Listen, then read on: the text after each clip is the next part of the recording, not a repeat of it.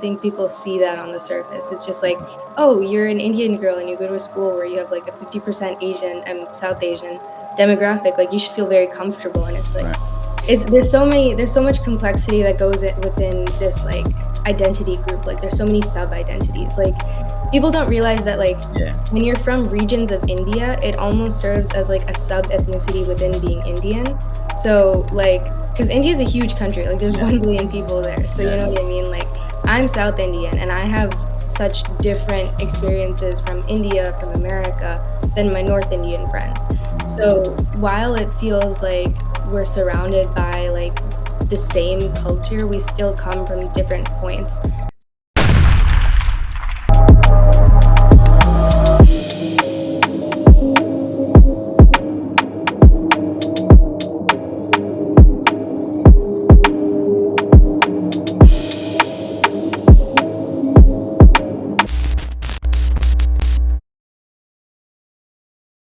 Prove to me that you are alive.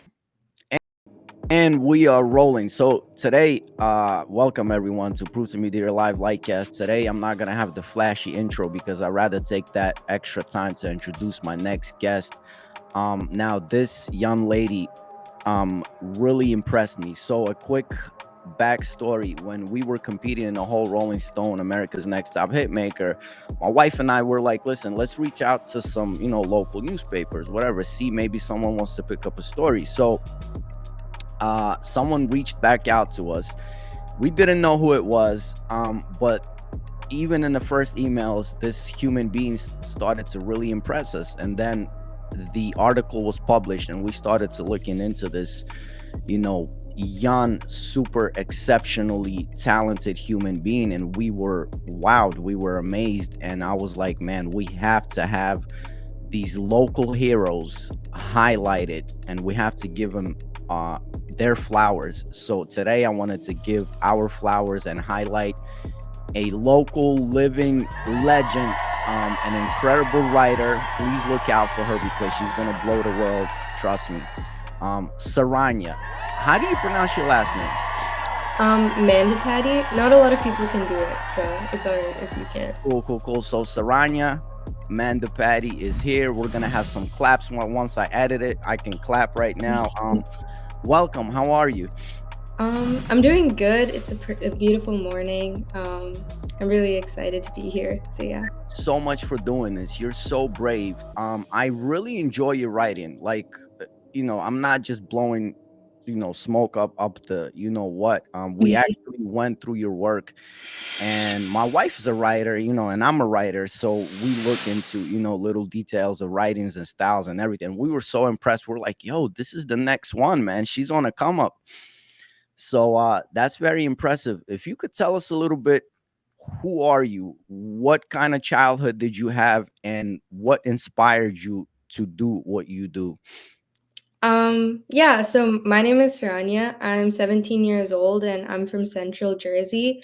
I've always grown up writing. My dad, he really enjoyed writing when he was younger. He never ended up pursuing it like full time, but he always like told me like you should try writing, you should like write stories. So growing up, I wrote like 7 books as I called them. Ooh, They're not good. They're not like something I could publish right now, but just like in empty notebooks or stuff like that. I really enjoyed like writing like fiction stories about like superheroes and princesses and wow. everything on the face of the earth. So I always grew up with like a very deep connection to writing. I'd also say that literature and education is something that is very special in my family. We value stories so much because my culture, I'm Indian. Okay. We call ourselves storytellers a lot of the time because our art forms, our dances, our movies, everything that we produce is centered around the theme of storytelling. Yes. So I would also say that, just being from the culture that I come from, storytelling was very important to me growing up. And then I like really got into it when I was in 8th grade because I was writing like fiction books, but then I started to look at the world around me. And like when I was in 8th grade, it was like 2020. So a lot was going on in the world for sure. Like And things really started to pick up, I'd say, for me in 2020 and what I was consuming and observing. And I saw so much happening in the news that I felt was like important and that I wanted to talk about. So I took my storytelling tendencies from my past and I started to channel them into writing news and writing reports. And I'd say, like, when I entered high school, that's when I was like, yeah, like my dream is to be a journalist. My dream is to be a reporter, and I want to pursue this full time. I just want to tell stories. So Wow. I'd say that's how it all kind of happened.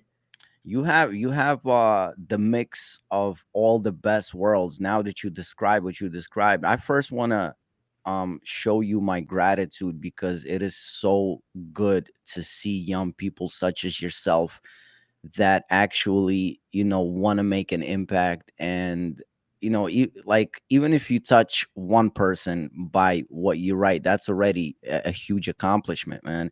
Do you want to shout out your parents a little bit? Like, what's up with them? Like, are you first, second generation? Like, where are they from? I mean, you said India, obviously, but what was their journey into immigrating? I'm an immigrant myself, so like, what was that journey like, and did that impact you in a way? Yeah, I definitely would like to shout out my parents because they're incredibly supportive in everything that I've done. As for their story, we all are from India. I was also born in India, and I Oh, moved here wow. when, yeah, I moved here when I was really young. So I'm first gen. A first generation immigrant, but I wasn't born here. Um, and they both attended college. They were very fortunate that they were able to receive college educations. And they both work in like business and technology now, but they both had passions for the arts growing up. And I always say, like, I took a little bit from both parents because I love to paint and I love to draw and I Wow. love to sing. And I get that from my mom, I think, but I also love to write. And my dad loves to write poetry in his free time. So I feel like I got two sides of like their passions, and I try to really embody that in everything I do, because like I guess like they grew up in very different circumstances than I grew up because I'm very privileged um, in the fact that I can choose more of Yes. what I want to pursue, and they didn't have as much choice as I do now. So while I describe these things as like passions or hobbies for them, maybe one at one point it was their like dream, but they couldn't really go for that due to whatever circumstances they grew up in. Obviously I live in a very different world now, and they've given me um, so many opportunities. So now I'm able to pursue the things that I love, but I also kind of think about them while I'm doing it. That's awesome, man. Like, you blow my mind. That's so cool. I really love when young people acknowledge their parents, and really show their gratitude, especially in your case. I didn't know we had so many similarities. That's crazy that I thought you were born here. So that's awesome. You've been back to India? Yeah, I mean, I try to visit as much as I can. When I was younger, it was definitely more frequent. Now it's like once every 2 years, 3 years. So yeah, I do visit when I can. That's I think that's one thing that we can all take example of is usually how close knit Indian families are, like that you guys will drop everything in the world to be with one another like at least once a year. So Yeah. I think that was cool. So who else inspired you to write? Like, are there any authors that really made an impact on you? Because you mentioned you like, fiction and different princess stories that you wrote when you were a kid. Like, who inspired that? What would you say, your surroundings, or was there particular writers, or all together? Um, I would say, like, I don't know. For fiction, I was always inspired by J.K. Rowling. I mean, like, I was like any other kid who was just like obsessed with Harry Potter and like loved the story. But as I've grown up, I've started to see more of the societal parallels that she alludes to in a lot of her writing. Ooh, And that's not something you pick up on when you're little, but I started to see themes of things that I actually see every day. So like racism, classism, like inter-country wars, like stuff like that. It's all packed into like this fantasy novel for kids.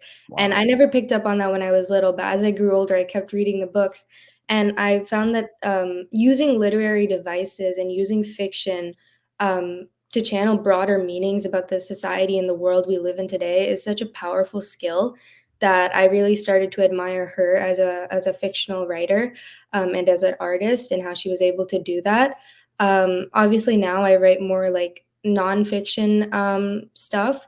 I mean, I don't know if I can point to one author or like one journalist who's made an impact on me because like truly there are so many. But recently I've been reading some of Jhumpa Lahiri's work, and she is a lot like me as she's an Indian immigrant living in America, and she's a writer, and she kind of writes about the complexities of her identity as an Indian and also like living in America.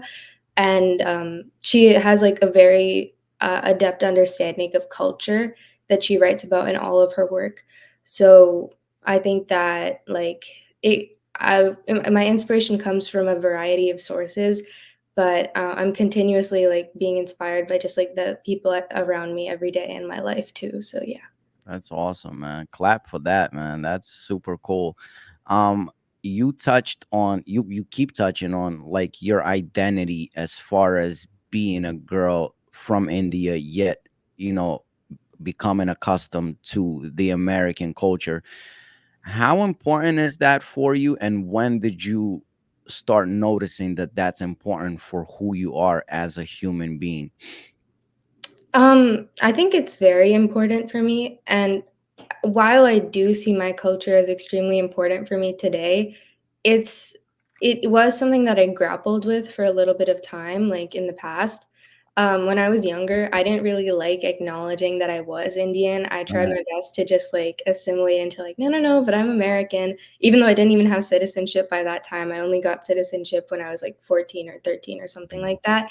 But when I was little, I wanted to be everything but Indian. Then Wow. as I grew up, I, like, kinda, like, realized, like, there's no way for me to, like, be myself without articulating that I am Indian, I'm from India, I was born in India, and, like, I was raised in an Indian household. There's no way for me to say that I'm, purely American. Obviously, like, identity is complex. I can't say that Yeah. I'm not American because I've Right. grown up in this country, and I'm not fully Indian because I didn't grow up in India, but it puts me like in the center of these two worlds.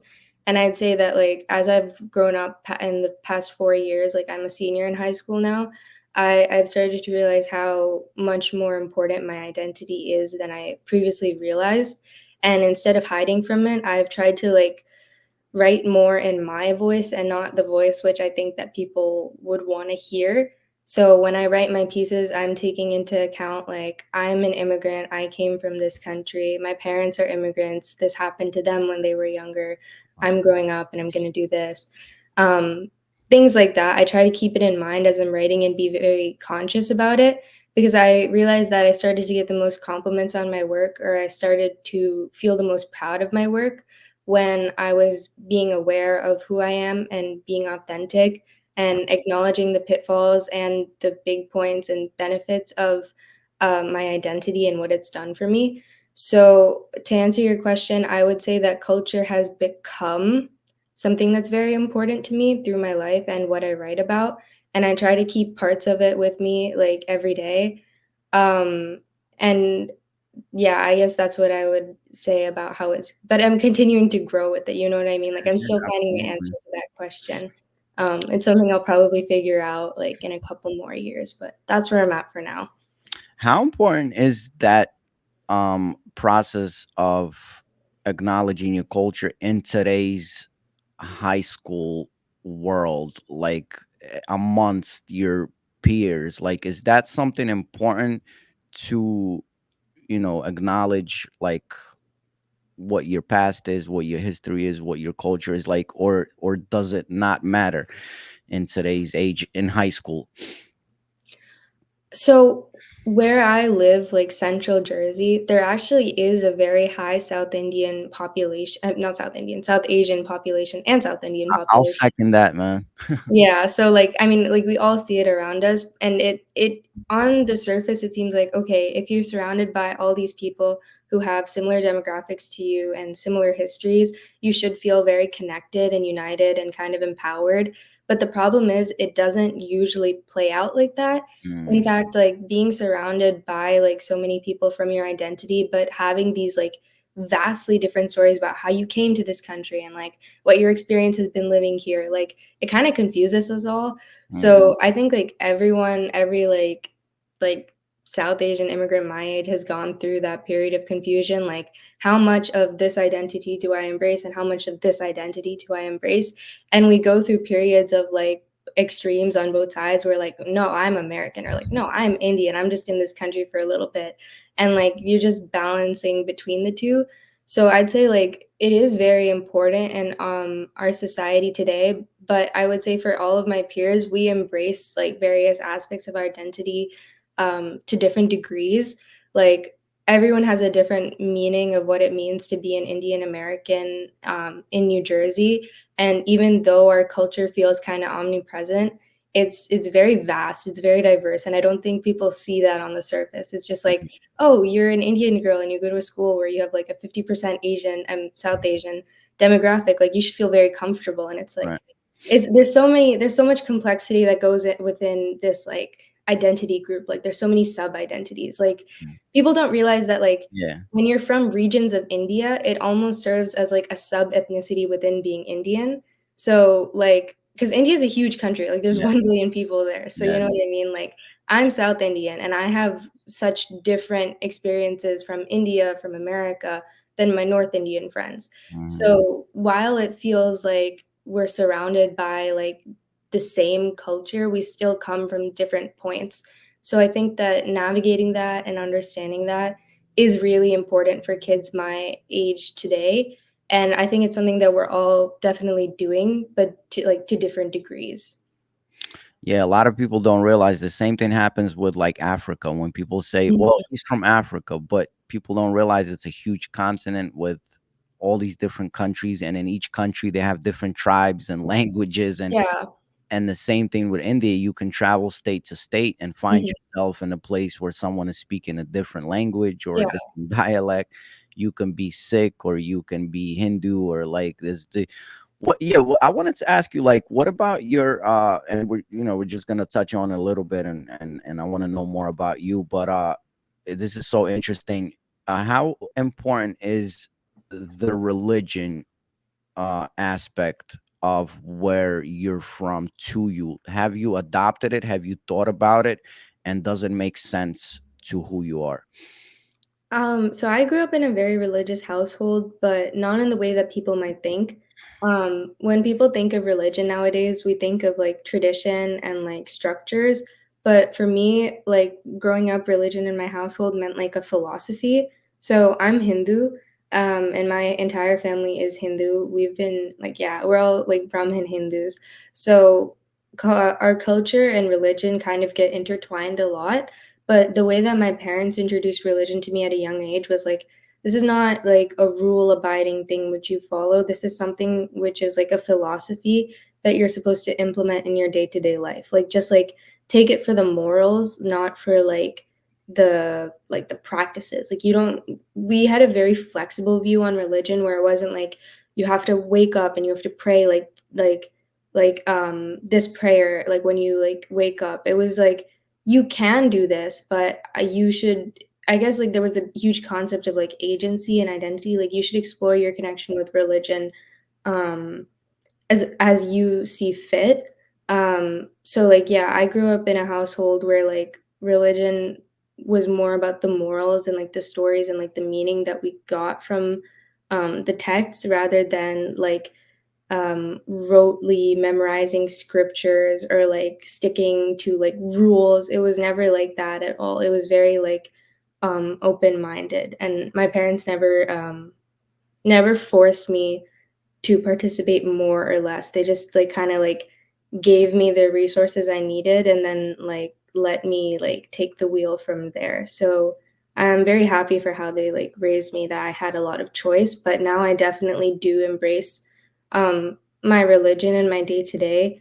Obviously in a different way than my parents do, and my sister also is the same, where we've both like embraced religion in our own ways. But I do value it a lot, and I consider myself a religious person, but maybe not in the way that people normally think. me that you are alive. So have you internally explored Prove to the me that you are philosophy alive. behind like your religion, the questions of God and deities and all these different things? Like, does it make sense to you? And would you say that consciously and personally, yes, I identify as a Hindu girl? Yeah, I have explored the philosophies like more complexly as I've gotten older. Just because like I felt like I need to think a little more deeper and think more inward and like how does this actually apply to me rather than just thinking broadly. So I do identify now as like a Hindu Indian American girl. And I see like nothing that is not true about that identity in me now. Like I feel very comfortable saying that. I don't it feels right because I've explored it at length over the Got you. past 4 years. Got you, man. That's your community and this community and every community. We are so proud of you. I just wanted to tell you that this is so cool.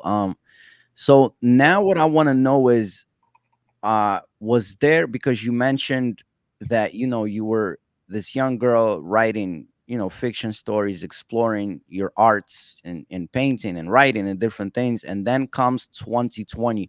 Would you say that that was a pivotal point for you when you realized that, well, look, there's I can't be anti-political right now. Like, there's these different things that are going on around me in the world, and I want to know more, and I want to speak out what my mindset, what I think about all of that. Would you say that 2020 was that pivotal point? And was there a moment, like, how did that happen?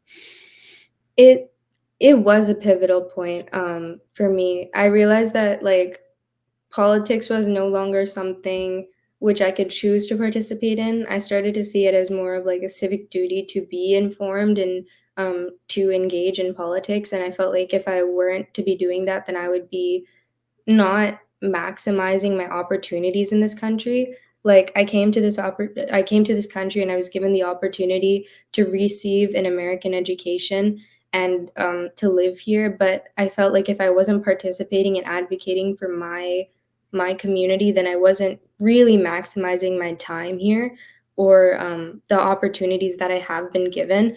So it definitely was a turning point, I would say. To point to like a specific instance, I remember when I was in 8th grade and it was the winter and the January 6th riots had just occurred, and it was really scary, honestly, because I got the news alerts as it was happening and I was like, "Wait, this is like a big deal. Like what is happening?" And I was so worried because all my friends were saying like it's very sad to say now, but they were saying like what if this becomes a very violent conflict and it becomes something like 9/11? And I was like, "Oh Yeah. my god," like, and it was just a day of anxiety for me because it was the first time I saw like that scale of political violence in our country, and it was honestly worrying that we had gone to a point of polarization and divide where people Mhm. would think to hurt each other Yeah. over these like over politics. So as an 8th grader seeing that like political violence was very real in my country, um, I decided that I had to take more of an active stance in it and advocate for myself, but also be like someone who can bridge communities. And I try to do that through my writing. So yeah, I would say that that was the turning point was seeing the January 6th riots. Um, and then ever since then, I've tried to think about how I can foster the most open-minded dialogue and like have open conversations with people.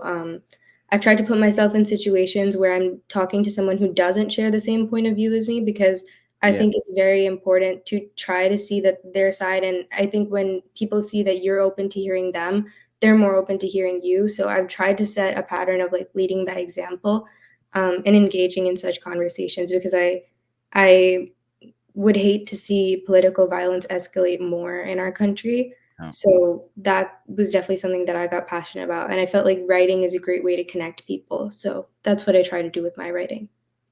Wow. I think that I agree with a lot what you had to say. I think that we owe it to the next generation to have these conversations, as you just mentioned, where people of polar, you know uh, different worlds of views can sit down and talk and speak, and kind of can come to maybe some things that we agree upon, some things that we don't agree with, but we can communicate and speak, and we can move forward this way. So it's really awesome that you said that. I agree with that.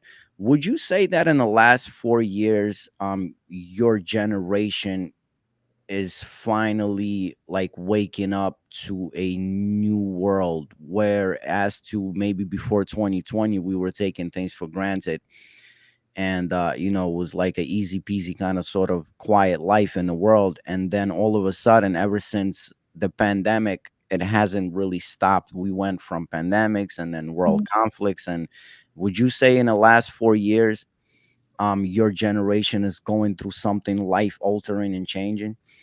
Yeah, I would say that for my generation, it wasn't it we viewed the world as very calm and very, like, peaceful before 2020 because we were kids. Like, we didn't know anything about the world around us. We didn't know about politics. Like, I didn't know anything about politics. I watched the Obama debates when I was little, but I never really knew what, like, the presidential debates when Obama was running, but I never really knew what they were talking about.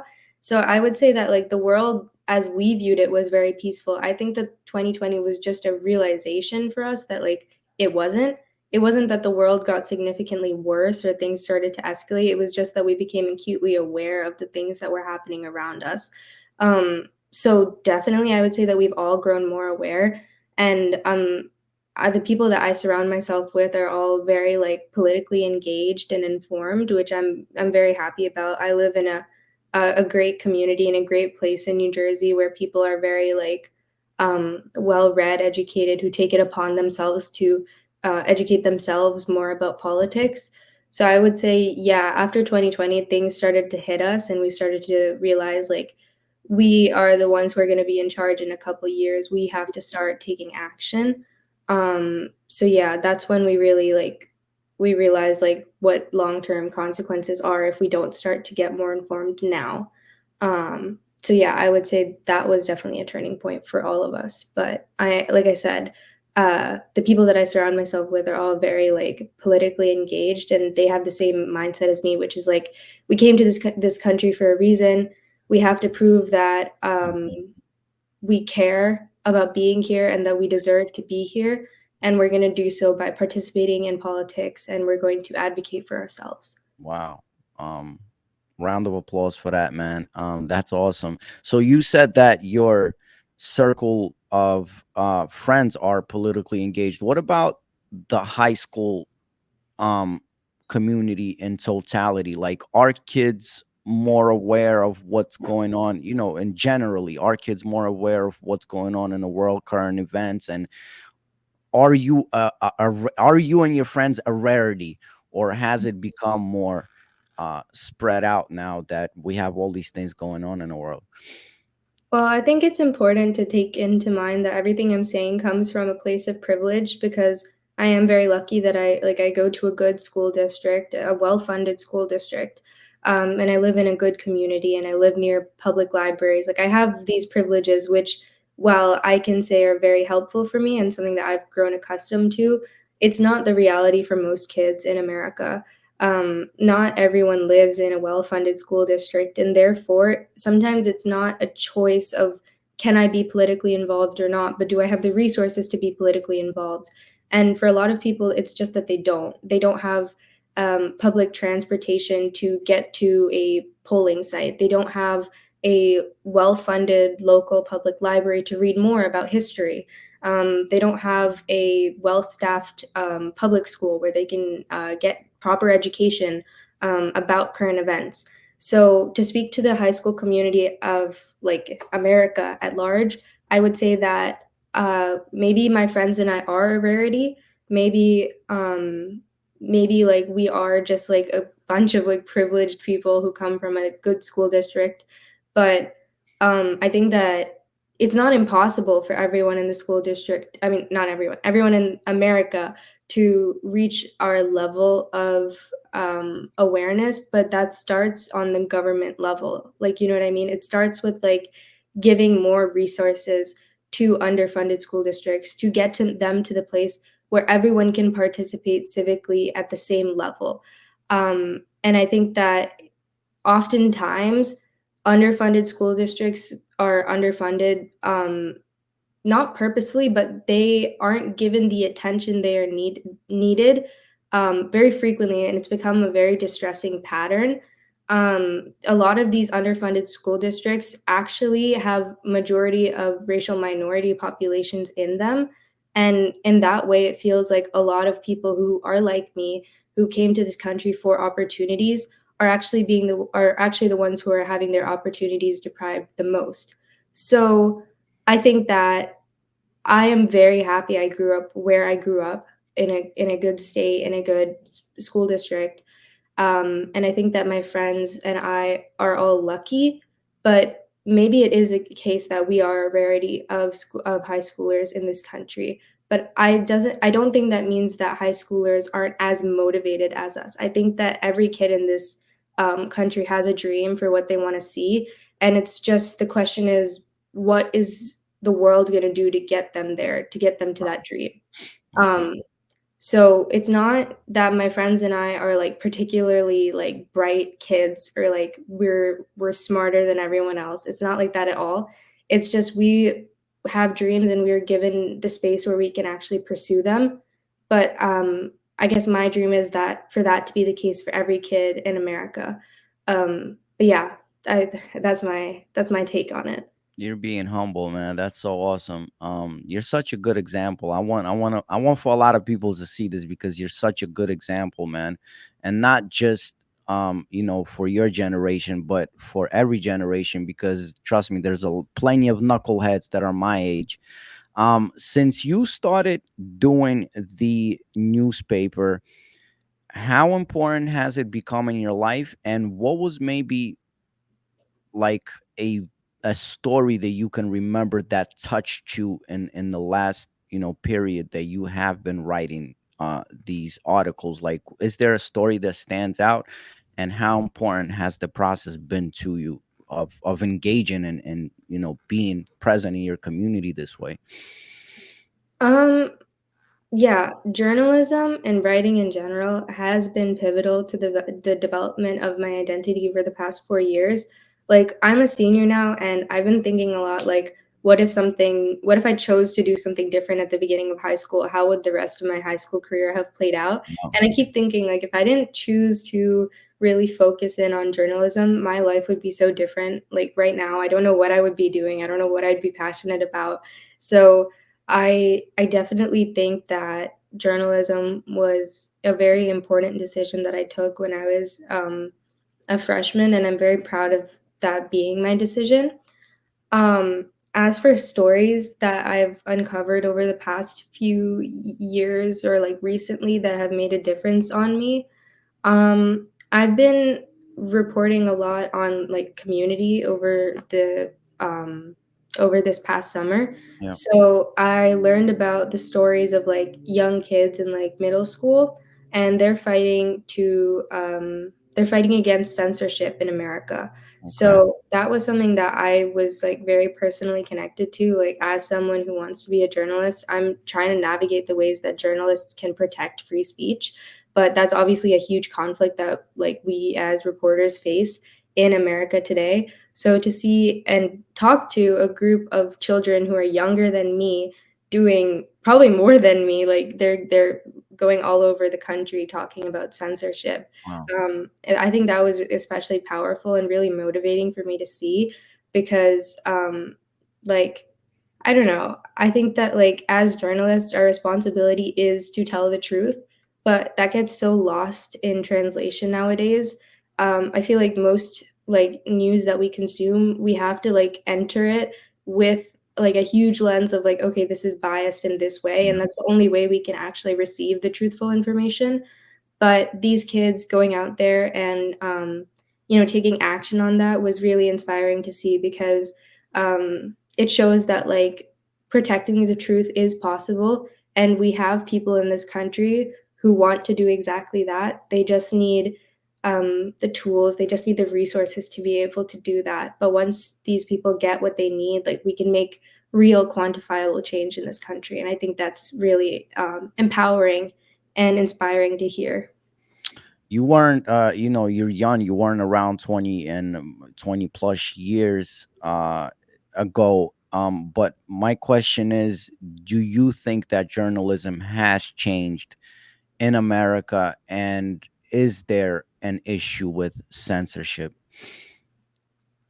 I think that journalism has changed a lot, and obviously, like, this is all with a grain of salt because I have only really started doing Yeah. journalism in the past 4 years, but from what I have read and from what I've, like, compared, I do feel like journalism has changed a lot just because, like, it's so hard to read anything nowadays because you feel the bias when you're reading something, and it's on, like, it's not just on one side. I'm saying like every political group, every political conflict, depending on the source you're reading from, it's a very, very, very like polarized and biased view.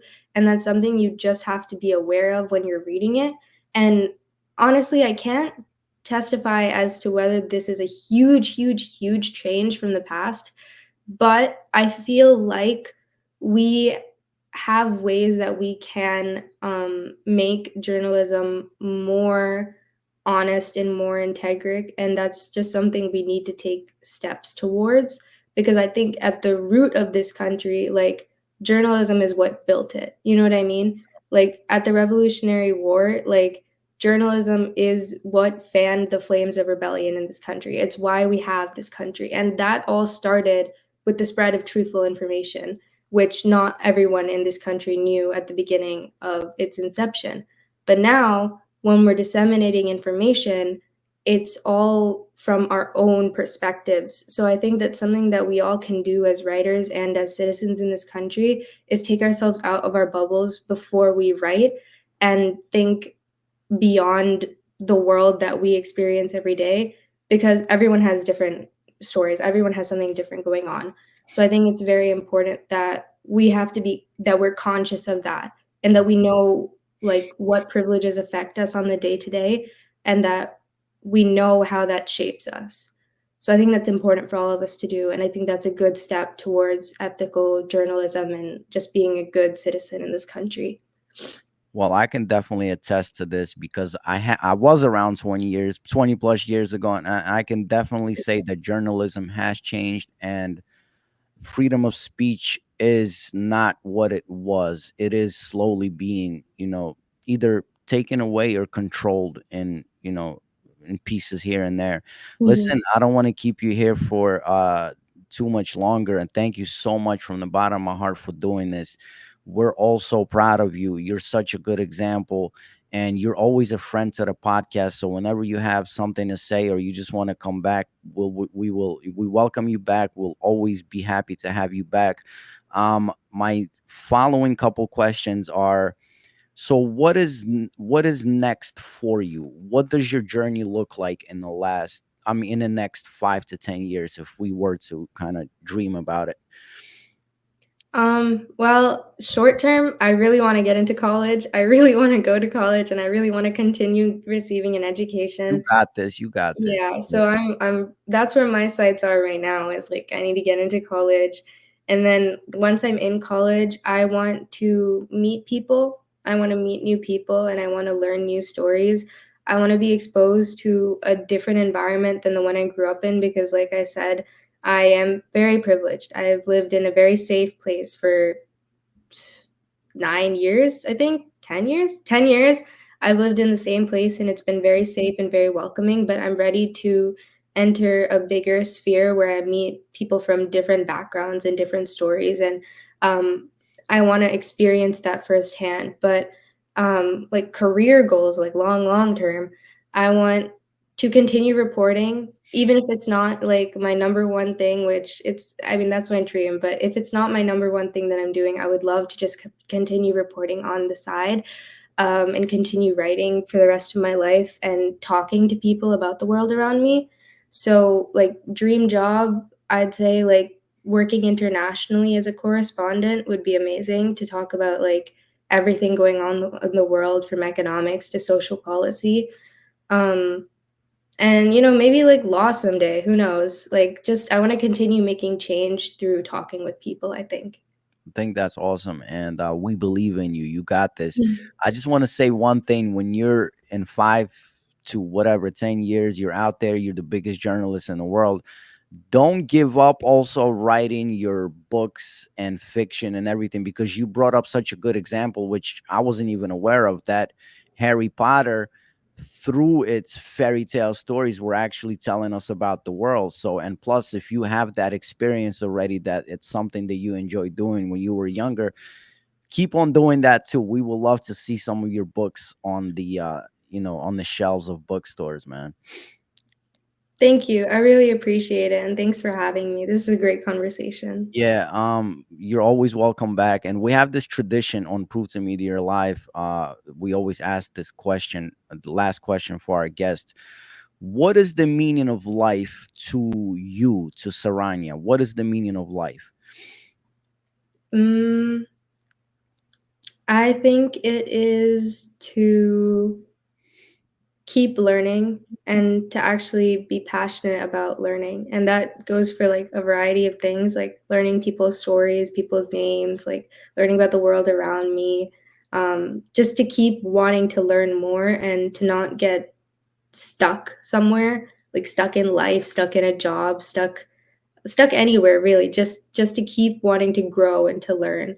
um, I think that is my meaning of life, is to just keep learning new things and to keep going forward. I don't want to get stuck somewhere. I don't want to be confined by my own views at any point.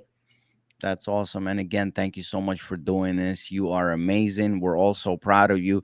So take us out of here. Is there anything else you want us to know? Maybe you want to leave your information, or where we find you, or where do we look for you? Or is that, is that yet to come and you'll reveal that to us later? It's up to you. Whatever you want to leave us with, the mic is yours.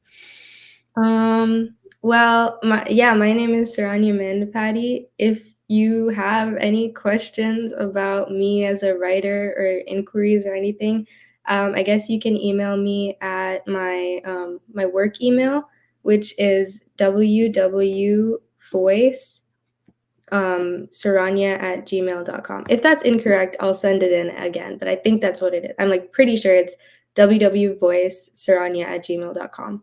Um, Every link that you want me to put in the description, you just sent it to me, and I'll make sure to plug it in if people want to find you and everything. So listen, thank you so much again.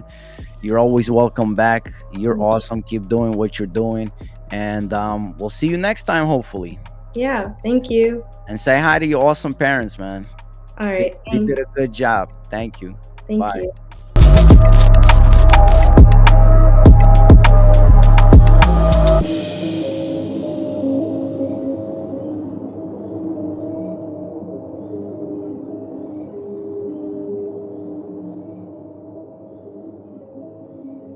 Prove to me that you are alive.